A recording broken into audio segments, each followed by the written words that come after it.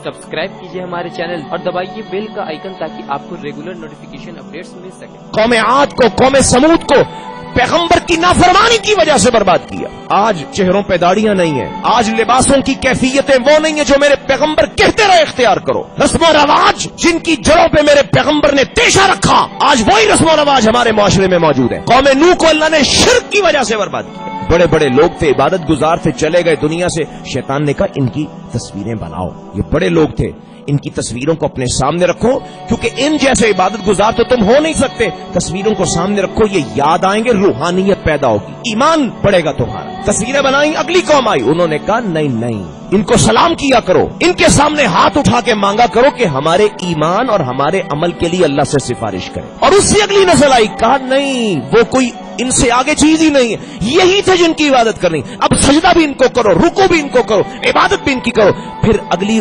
नस्ल आई, इनकी मूर्तियां बनाओ और उनकी पूजा पाठ करो। ये वो शिर्क का आगाज है जो हज़रत नूह अलैहिस्सलाम की कौम में। अब आप देख लीजिए कि इस उम्मत में जो शिरकियात और बिदात और खराफात है, उनकी कैफियत अपनी हाजतों के लिए, औलाद लेने के लिए, कारोबार में फरावानी और रिस्क के लिए और अपनी उम्मीदें बांधने के लिए लोग कहां जाते हैं? अल्लाह को छोड़ के किस किस से लौ लगाते हैं, उसकी तौहीद को कैसे पामाल करते हैं। अर्ज कर रहा हूं, ये सारी बुराइयां कौम नूह खर्क हुई शिर्क की वजह से, कौम आद और समूद पैगंबर की नाफरमानी की वजह से नेस्तो नाबूद हुई, और कौम शुएब नापतोल की कमी। आज ये सारी चीजें होने के बावजूद उम्मत मुहम्मदिया को अल्लाह ने दुनिया में कायम रखा हुआ है।